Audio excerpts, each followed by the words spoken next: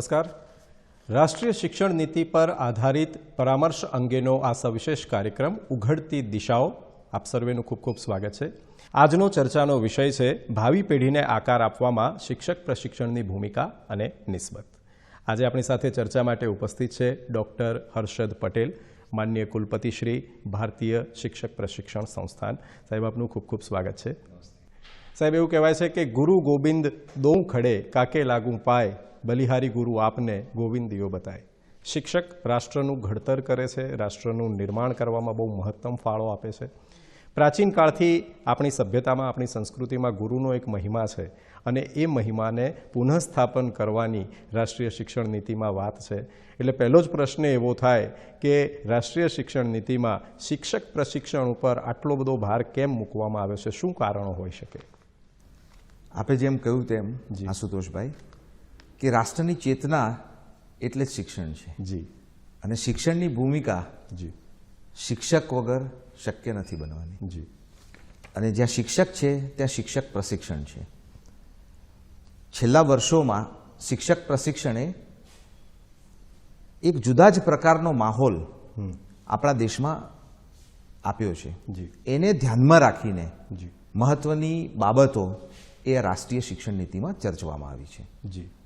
એટલે ખાસ કરીને શિક્ષક પ્રશિક્ષણની જ્યારે વાત આવે છે તો એવી કઈ ખાસ ભલામણો છે કે એકદમ સમજવાળો પ્રશિક્ષિત શિક્ષક સમાજમાં આવે અને ખરેખર નવા ભારતનું નિર્માણ બનવામાં એ પ્રબળ દાવેદાર બને અને આવતીકાલ જે છે વિદ્યાર્થીઓ ત્યાં સુધી સાચું શિક્ષણ પહોંચે? સૌથી મહત્વની જોગવાઈ કહીએ જી તો અત્યાર સુધી 2 વર્ષીય બીએડ અભ્યાસક્રમ ચાલે છે. અચ્છા. એમાં મોટો બદલાવ જી એટલે 4 વર્ષીય બીએડ અભ્યાસક્રમ, અચ્છા, એને ઇન્ટિગ્રેટેડ બીએડ કોર્સ કહેવામાં આવે છે. જી. જે સામાન્ય રીતે આપણે ગ્રેજ્યુએશન કે પોસ્ટ ગ્રેજ્યુએશન પછી બીએડ કોર્સમાં પ્રવેશ લેતા હોઈએ છીએ, જી. એને બદલે 12મા ધોરણ પછી બીએડનો અભ્યાસક્રમ એટલે 12 પછી 4 વર્ષ ઇન્ટિગ્રેટેડ કોર્સનો આ મહત્વની જોગવાઈ આ પોલિસીમાં છે. તો પછી જે 2 વર્ષનો અભ્યાસક્રમ અત્યારે ચાલે છે એનું શું ભવિષ્ય? 2 વર્ષનો અભ્યાસક્રમ પણ ચાલશે, અચ્છા, પણ એના માટેની જોગવાઈઓ જરા જુદી છે. જે અત્યારે 2 વર્ષીય બીએડ અભ્યાસક્રમ ચલાવે છે જી એ તમામ સંસ્થાઓએ 2030 સુધીમાં 4 વર્ષીય બીએડ અભ્યાસક્રમમાં પરિવર્તિત થવાનું છે. અચ્છા, એટલે આઈધર એ બીએ બીએડ જી અથવા તો બીએસસી બીએડ એટલે સ્નાતક સાથે બીએડ એટલે ડ્યુઅલ ડિગ્રી અભ્યાસક્રમ જી. એ આ મહત્વની જોગવાઈ છે. અને એક ઉલ્લેખ એવો પણ છે કે 4 વર્ષનો અભ્યાસક્રમ, 2 વર્ષનો અભ્યાસક્રમ અને 1 વર્ષનો અભ્યાસક્રમ ચલાવવાની પણ એક ખાસ વાત છે. હા, પણ એ જોગવાઈઓ જી. યુનિવર્સિટી માટે છે અચ્છા. અથવા તો જે 4 વર્ષીય બીએડ અભ્યાસક્રમ ચલાવે છે એના માટે છે. 12મા પછી 4 વર્ષીય બીએડ અભ્યાસક્રમમાં જે વિદ્યાર્થીઓ પ્રવેશ મેળવે જી એના સિવાય કેટલાક વિદ્યાર્થીઓ 4 વર્ષીય સ્નાતક એટલે જેમ બીએ ઓનર્સ કહીએ તેમ, હા તો એના માટે 2 વર્ષીય બીએડનો અભ્યાસક્રમ. જી જે લોકો પોસ્ટ ગ્રેજ્યુએશન કરે છે, જી. માસ્ટર્સ કરે છે, જી. એટલે અનુસ્નાતક વાળા વિદ્યાર્થીઓ માટે 1 વર્ષીય બીએડ અભ્યાસક્રમ. આમ યુનિવર્સિટી કક્ષાએ જી. 3 પ્રકારના અભ્યાસક્રમો બીએડના ઓફર કરવામાં આવશે. એક 4 વર્ષીય, 2 વર્ષીય અને 1 વર્ષીય. પણ આ માત્ર યુનિવર્સિટી અને જે 4 વર્ષીય અભ્યાસક્રમ ચલાવે છે એમના માટે જ આ સંભવ બનવાનું છે. એટલે હાલ જે આપણે કહીએ છીએ કે બીએડ પછી એમએડ થાય તો આ એને સમકક્ષ હશે એમએડની સાથે કે એમએડ પાછું એની રીતે અલગ જ? ના, એ આખી જુદી વ્યવસ્થા છે, એ પોસ્ટ ગ્રેજ્યુએશન છે. અચ્છા. પરંતુ જ્યાં સ્ટેન્ડ એલોન છે, અચ્છા. અત્યારે માત્ર બીએડ અભ્યાસક્રમ આપતી ઘણી બધી સંસ્થાઓ છે. જી. દેશમાં લગભગ 14,000 જેટલી સંસ્થાઓ હશે કે જે માત્ર બીએસ અભ્યાસક્રમ ચલાવે છે. પરંતુ રાષ્ટ્રીય શિક્ષણ નીતિમાં એવી જોગવાઈ છે જી. કે મલ્ટી ડિસિપ્લિનરી એપ્રોચ છે. જી એને કારણે સ્ટેન્ડ એલોન ઇન્સ્ટિટ્યુશને ધીમે ધીમે કન્વર્ટ થવાનું છે 2030 સુધીમાં જી. 4 વર્ષીય અભ્યાસક્રમોમાં. અચ્છા. નહીતર એણે એ સંસ્થાને બંધ કરવી પડે. અચ્છા. અને થોડુંક પાછળ જઈએ તો વર્ષ 2012નો જે જસ્ટિસ વર્મા કમિશન એમનો જે રિપોર્ટ છે અને એના આધારે ઘણું સચેત થઈ જવાની જરૂર હતી એ સમયથી. તો હવે જે બીએડની અંદર કે આ જે શિક્ષણના શિક્ષક પ્રશિક્ષકના જે અભ્યાસક્રમો છે એમાં પ્રવેશના કેવા માપદંડો રાખવામાં આવશે? આપે જેએસ વર્મા કમિટીનો જે રિપોર્ટ છે એનો ઉલ્લેખ કર્યો, જી પછી હું પ્રવેશની વાત કરું છું. જી તો વર્મા કમિશને એવું કીધું કે કેટલીક ટીચર એજ્યુકેશન ઇન્સ્ટિટ્યુશન્સ જે સ્ટેન્ડ એલોન છે એ માત્ર ડિગ્રી આપે છે, અચ્છા, તાલીમ નથી આપતી હા. એવી સંસ્થાઓને સત્વરે બંધ કરવી જોઈએ. એટલે ડ્રાફ્ટ એજ્યુકેશન પોલિસીમાં તો લખ્યું હતું massive cleanup exercise should be taken up by MHRD, અને આમાં પણ એવો ઉલ્લેખ છે કે આ સંસ્થાઓને 1 વર્ષ સુધરવા માટેનો સમયગાળો આપીએ, એટલે બદલાવ માટેનો સમયગાળો આપીએ કે એ યોગ્ય રીતે સંચાલન કરે, નહીતર એને બંધ કરવી અને 2030 સુધીમાં આ તમામ સંસ્થાઓએ 4 વર્ષીય બીએડ કોર્સમાં પરિવર્તિત થવું. હવે જે બીજો તમારો સવાલ હતો કે પ્રવેશ હા અત્યારે મોટા ભાગે જેવી રીતે અમે યુનિવર્સિટીમાં સેન્ટ્રલાઇઝ એડમિશન સિસ્ટમ છે, તો એવું બનતું હોય છે કે યુનિવર્સિટી સેન્ટ્રલાઇઝ એડમિશનમાં 1 રાઉન્ડ 2 રાઉન્ડ કરે, પછી વિદ્યાર્થીઓ ન મળે એટલે ઇન્સ્ટિટ્યુશન્સ પોતાની રીતે વિદ્યાર્થીઓને એડમિશન્સ વગેરે આપે. એને બદલે આ નેશનલ એજ્યુકેશન પોલિસીમાં પ્રવેશની કામગીરી માટે NTA નેશનલ ટેસ્ટિંગ એજન્સીને કામ સોંપવાની જોગવાઈ કરેલી છે, જી. જે સ્ટાન્ડર્ડાઇઝ ટેસ્ટ કરશે, જેની અંદર 2 પ્રકારની બાબતો ચકાસવામાં આવે કે ગ્રેજ્યુએશન કર્યા પછી અથવા તો અભ્યાસક્રમ ભણ્યા પછી વિષય વસ્તુ અને બીજી એપ્ટિટ્યુડ, ટીચર બનવા માટેનો એપ્ટિટ્યુડ, અને એની એક સ્ટાન્ડર્ડાઇઝ ટેસ્ટ બને એટલે શિક્ષકના વ્યવસાયમાં એવા જ લોકો આવે કે જેને વ્યવસાય પ્રત્યેની અભિયોગ્યતા હોય, એટલા માટેની આ વ્યવસ્થા એમાં કરી છે. એટલે લગાવની સાથે સાથે અભિયોગ્યતાની પણ ચકાસણી થશે, કારણ કે શિક્ષક બનવા માટે ઘણા લોકો એમનેમ જ એ પ્રોફેશનને સ્વીકારી લેતા હોય છે, પણ હવે એક આખું એવું માળખું તૈયાર થશે કે તમારામાં શિક્ષક બનવાની તમન્ના છે, ઈચ્છા છે, પછી તમારી યોગ્યતાની એપ્ટિટ્યૂડ ટેસ્ટ જે આપે કહ્યું એ પ્રમાણે યોગ્યતાની ચકાસણી થશે, અને ત્યારબાદ જ્યારે આપ પ્રવેશ લેશો અને એક પ્રશિક્ષિત શિક્ષક બનીને બહાર આવશો. પણ આ સાથે એક બીજો મહત્વનો ઉલ્લેખ છે કે PhDનો જે આખો અભ્યાસક્રમ છે એને આખો રીઓરિયન્ટ કરવાની વાત કરી છે. એ ખાસ કરીને જે આર્ટ્સ, સાયન્સ, કોમર્સ કોલેજીસ છે, એટલે અધર ધેન ટીચર એજ્યુકેશન, એટલે અધર ફેકલ્ટીઝ છે, તો એમાં PG કર્યા બાદ નેટ સ્લેટ એક્ઝામિનેશન આપ્યા બાદ અધ્યાપક તરીકે વ્યવસાયમાં જોડાય છે. ઇવન PhD કરી લે છે, એટલે PhD કર્યા પછી અધ્યાપક તરીકે નિયુક્ત થાય છે, પરંતુ એને ટીચિંગ મેથોડોલોજીનો ખ્યાલ એટલો નથી હોતો. એટલે આ પોલિસીમાં એવી જોગવાઈ કરવામાં આવી છે કે કોઈ પણ ફેકલ્ટીના વ્યક્તિ માટે, PhD સ્કોલર માટે જી ટીચર એજ્યુકેશનના કેટલાક મુદ્દાઓ ભણવા આવશ્યક છે. અચ્છા. અને એ ભણ્યા પછી એને જે સંસ્થામાં એ PhD કરતો હોય ફૂલ ટાઈમ, ત્યાં એને ભણાવવાનું પણ છે, જેને કારણે એને શરૂઆતથી તાલીમ મળી રહે કે આપણે વર્ગખંડમાં જઈને કેવી રીતે ભણાવવાનું છે. રિસર્ચનો પાર્ટ તો ખરો જ, પરંતુ આ પદ્ધતિ શાસ્ત્રનો પણ એને અભ્યાસ કરવાનો છે. એટલે ખાસ કરીને ભણાવવાનો એક્સપિરિયન્સ તો ખરો જ ખરો, પણ એ સાથે એને બીજા કયા કયા વિષયો સાથે કમ્પલસરી લેવા જ પડશે કે જેથી એ શિક્ષણના વ્યવસાયમાં આગળ વધી શકે? એટલે માત્ર એજ્યુકેશન ફેકલ્ટીની વાત નથી કરતો. અચ્છા. ઇવન કોમર્સના અધ્યાપક જે બનવાના હોય, એટલે કોમર્સ ફેકલ્ટીમાં જે PhD કરે છે, જી, જી. મેનેજમેન્ટમાં જે PhD કરે છે, અચ્છા. એ રિસર્ચનું કામ તો કરતા હોય, પરંતુ એને પેડોગોજીકલ આસ્પેક્ટને, પદ્ધતિશાસ્ત્રને ભણવું જોઈએ, એવી આ પોલિસીમાં જોગવાઈ કરી છે. એટલે આર્મીનો ડોક્ટર હોય પણ એને હથિયાર ચલાવતા આવડતું હોય એવું છે કે જે આ શાખા સાથે જોડાયેલો હોય એને શિક્ષણ તો આવડતું જ હોય એવું કહી શકાય. પણ ખાસ એક બીજી વસ્તુ છે નેશનલ મિશન ફોર મેન્ટોરિંગ. હવે અહીંયા આનું મહત્વ બહુ વધી જાય છે. કયા ઉદ્દેશો સર થશે? ખાસ કરીને આ સ્કૂલ એજ્યુકેશનનો મુદ્દો છે. અચ્છા. કે ઘણી વખતે કોઈ એક સ્કૂલ છે, એમાં શિક્ષકો છે, એક યુનિવર્સિટી છે, એમાં અધ્યાપકો છે, જી, તો સ્કૂલ કોમ્પ્લેક્સની પણ વાત પોલિસીમાં છે. જી, એવી રીતે જે તજજ્ઞ લોકો છે, નિવૃત્ત થયા છે, જી, પરંતુ એ માર્ગદર્શન આપી શકે એમ છે, એટલે એક નેશનલ ડેટાબેઝ મેન્ટરિંગ માટેનો, જેને કારણે યુનિવર્સિટી અથવા તો સ્કૂલ્સ એમની મદદ લઈ શકે સમયાંતરે, કે જેમાં સલાહનું કામ એ નિવૃત્ત થયેલા લોકો, એક ક્ષેત્રના તજજ્ઞ લોકો આપી શકે. અને બીજું તમે શાળા કક્ષાની વાત કરી તો એક બીજો એક ઉલ્લેખ એવો કરાયો છે જે સ્પેશિયલ એડ્યુકેટર્સનો એક ઉલ્લેખ છે. એ ખરેખર એ શું પરિકલ્પના છે? એ ખાસ કરીને જે દિવ્યાંગ બાળકો માટેના શિક્ષકો છે, એટલે હવે ઇન્ક્લુસિવ એજ્યુકેશન છે, સમાવેશી શિક્ષાની વાત છે. તો ઘણા બધા બાળકો એવા છે વર્ગખંડમાં કે જે સામાન્ય રીતે એક સાથે ભણાવીએ બધા વિદ્યાર્થીઓને એવી રીતે ભણાવવાનું નથી હોતું, પરંતુ એને આઈડેન્ટિફાઈ કરવા પડે.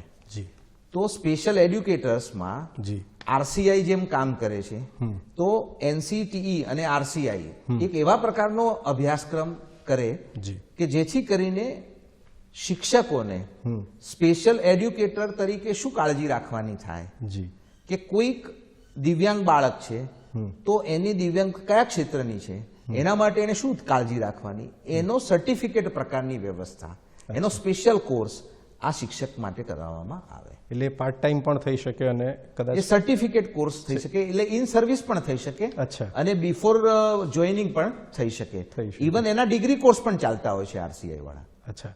અને જ્યારે મલ્ટીડિસિપ્લિનરી એજ્યુકેશન તરફ આપણે આગળ વધવાની વાત કરી છે 2030 સુધીની આપણે એક ધ્યેય રાખ્યો છે તો જે શિક્ષણ પ્રશિક્ષણ સાથે સંકળાયેલી સંસ્થાનો છે એ લોકોએ બીજા કયા કયા સંસ્થાનો સાથે સંકલન સાધવું પડશે કારણ કે હવે તો મલ્ટીડિસિપ્લિનરીની વાત થઈ રહી છે. એટલે ખાસ કરીને એમાં પહેલું આ આગળના બધા જ પ્રશ્નોની આપણે જે ચર્ચા કરી જી. એ વ્યવસ્થાના એડમિનિસ્ટ્રેશનના પ્રશ્નો છે જી પરંતુ અભ્યાસક્રમ બનાવવો એ સૌથી મહત્વનું છે. જી એટલે એનસીએફટીઈ એટલે જેમ એનસીએફ 2005 છે સ્કૂલ એજ્યુકેશનના માટે જી એમ ટીચર એજ્યુકેશન માટેનો અભ્યાસક્રમ માટેનું પ્રારૂપ છે જી. એ એનસીએફટીઈ જી. 2021માં આવશે જી. એટલે એક વર્ષ પછી જી જે એમાં એનસીટીઈ હોય એનસીઆરટી હોય જુદી જુદી સંસ્થાનો ભેગા થઈને શિક્ષકો માટેના અભ્યાસક્રમની રચના કરશે જી અને એ અભ્યાસક્રમને આધારે જે આપણી જરૂરિયાત છે એને આધારિત એમાં બાબતો સમાવિષ્ટ કરવામાં આવશે અને દર 5 કે 10 વર્ષે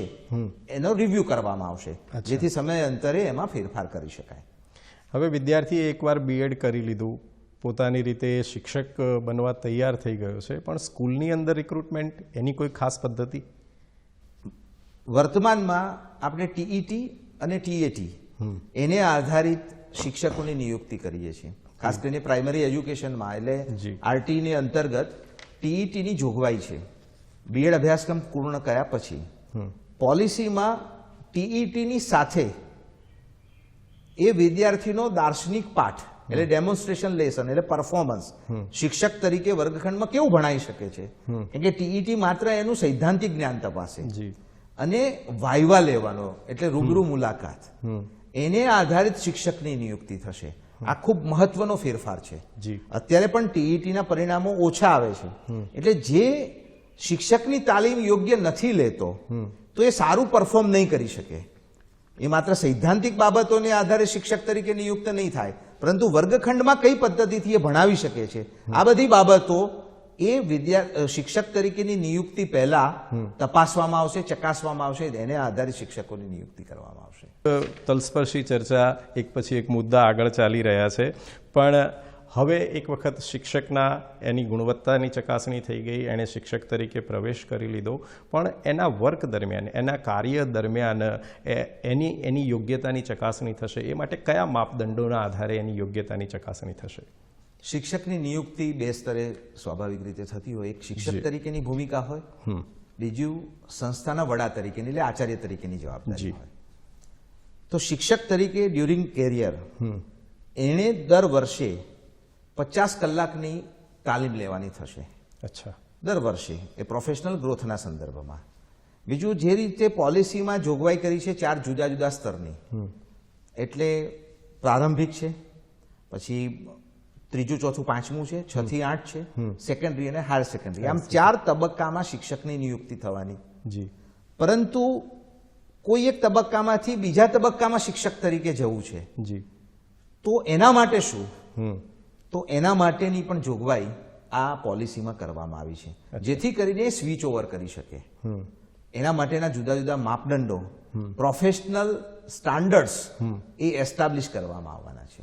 અચ્છા તો આનો ફાયદો શું થાય શિક્ષણ ઉપર એના સકારાત્મક કયા ફાયદા જોવા મળશે? બિલકુલ સ્વાભાવિક છે. અત્યારે આપણે જેમ જોતા હોઈએ તો કોઈ પણ નોકરીની અંદર કે અનુભવના વર્ષો થાય એને આધારિત આપણો પગાર વધે એના આધારિત આપણી સિનિયોરિટી કાઉન્ટ થાય જી પરંતુ આ નવી પોલિસીમાં બંને બાબતોને જુદી રીતે જોવામાં આવી છે. જી પ્રોફેશનલ સ્ટાન્ડર્ડ્સ છે એને આધારિત એપ્રેઝલ લેવામાં આવશે અને એપ્રેઝલના રિપોર્ટને આધારિત એની પદોન્નતિ એટલે એનું પ્રમોશન અથવા તો એનો સ્કેલ એટલે માત્ર નોકરીના વર્ષોને આધારિત નહીં એટલે એવું બની શકે કે નોકરીના વર્ષો ઓછા હોય પરંતુ એ વહેલો પ્રમોટ થાય.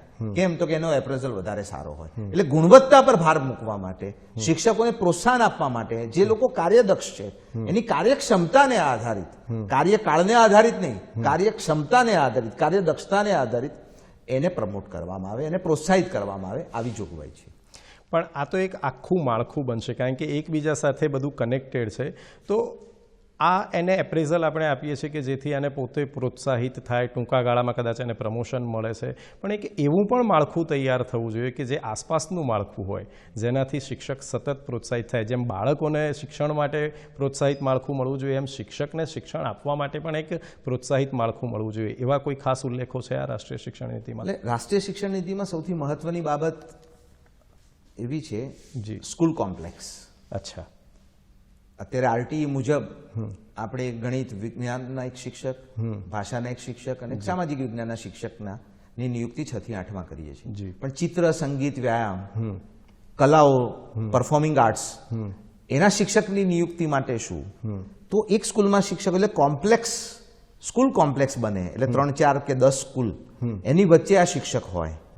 ઇવન કોઈ કુંભાર છે, સ્થાનિક એવો કડિયો છે, એવો ખેડૂત છે પ્રગતિશીલ જે પ્રયોગો કરે છે, એ પણ સ્કૂલમાં આવીને શીખવી શકે, એની વ્યવસ્થાઓ પણ આ નવી શિક્ષણ નીતિમાં કરવામાં આવી છે. એટલે જેમ આપણે વિઝિટિંગ ફેકલ્ટી કહીએ છીએ એવી રીતે આવા જે વિષય નિષ્ણાતો હશે, જુદી જુદી કલાના નિષ્ણાતો હશે, એ પણ આવીને જ્ઞાન આપી શકશે. પણ અહીંયા પ્રશ્ન એવો થાય કે એવા અંતરિયાળ વિસ્તારો છે કે જ્યાં સુધી કોઈ નિષ્ણાત શિક્ષકો હજુ ઘણા બધા એવા વિસ્તારો છે કે પહોંચતા નથી. તો એનું પણ એક માળખું તો ગોઠવવું પડશે. એટલે ખાસ કરીને અત્યારે જેવી રીતે ઓનલાઈન એજ્યુકેશન ચાલે છે, એમ સ્વયં પ્લેટફોર્મ, હા, એને વધારે સુદૃઢ કરવાની વાત છે. જી. એટલે ઇવન ટીચર ટ્રેનિંગમાં પણ જી. શિક્ષક તરીકે તો ખરું, એટલે વિવિધ વિષયોના લેક્ચર્સ એના માટે શિક્ષકોને પ્રોત્સાહિત કરીને એની એક્સપર્ટાઇઝને બીજા સુધી શેર કરી શકીએ. આવી વ્યવસ્થાઓ આ શિક્ષણ નીતિમાં કરવામાં આવી છે. પણ માની લો કે કોઈ સ્થાનિક ભાષા જાણતો હોય, સ્થાનિક બોલી જાણતો હોય એવો શિક્ષક, એને જે તે સ્થળે, ભલે અંતરિયાળ સ્થળ હોય, અને ત્યાં કામ કરવું છે, તો લાંબા સમય સુધી એ ત્યાં જોડાયેલો રહે અને વિદ્યાર્થી સાથેની પણ પોતાની લાંબા ગાળાની સમજ કેળવી શકે, કારણ કે શિક્ષકોની બદલી પણ થતી હોય છે. તો એના માટે કોઈ વિશેષ આયોજન? સૌથી માથાનો દુખાવો ગણીએ તો સરકારો માટે આ હોય છે. જી. કારણ કે જ્યાં સુધી તમે, આપણે માનો કે અમદાવાદનું ઉદાહરણ લઈએ, તો કોઈને પણ કયા એરિયામાં જોબ કરવાનું ગમે? તો કે ભાઈ પશ્ચિમ વિસ્તારમાં કરીશ. પશ્ચિમ વિસ્તારમાં હોય તો કોઈ સવારપાળીમાં સ્કૂલ હોય તો સારું પડે. એટલે આપણી અનુકૂળતાઓ તમે અનુભવ્યું હશે કે ગ્રાન્ટેબલ સ્ટ્રક્ચર જે સેકન્ડરી એજ્યુકેશનમાં ફિક્સ સ્થળ છે, જ્યારે પ્રાઇમરી એજ્યુકેશનમાં ટ્રાન્સફરેબલ જોબ છે. એને કારણે પ્રશ્નો બહુ આવે છે. જો શિક્ષકને ખબર જ હોય કે મારે 20 વર્ષ 25 વર્ષ આ જ ગામમાં નોકરી કરવાની છે, અહીંયા જ ભણાવવાનું છે, તો એ શાળા પરિસરને સરસ રીતે ડેવલપ કરશે. અત્યારે કરી જ રહ્યા છે. કારણ કે અત્યારે ઘણી બધી અંશે જે ટ્રાન્સફરવાળા વિષયો ખાસ કિસ્સા સિવાય કે જે જરૂરી પણ છે, એના સિવાય એવી બાબતો નથી. છતાં પણ નેશનલ એજ્યુકેશન પોલિસીમાં આ વસ્તુ પર ભાર મૂકવામાં આવ્યો છે, જેથી કરીને લોકલ જગ્યાએ એ વિદ્યાર્થીઓ સાથે એનું એટેચમેન્ટ રહે. એટલે બદલીવાળો વિષય ઓછામાં ઓછો એટલે ન્યૂનતમ બને, અને જો કરવાની થાય તો પણ એ સોફ્ટવેરને આધારિત ટ્રાન્સપરન્સીથી થાય. કારણ કે જ્યાં સુધી શિક્ષક સમાજ સાથે જોડાયેલો હશે તો એનું આપણને સારું પરિણામ જોવા મળે છે. આપણે ઘણા બધા પ્રગતિશીલ શિક્ષકો, ઇનોવેટિવ શિક્ષકો જે જીસીઆરટીના માધ્યમથી આખા રાજ્યમાં થતું હોય છે નવાચારની પ્રવૃત્તિ, એમાં જોઈએ છે ગામ સાથે શિક્ષક એટલા જોડાઈ ગયા હોય કે એની નિવૃત્તિ કાર્યક્રમ વખતે આખું ગામ હિબકા ભરે.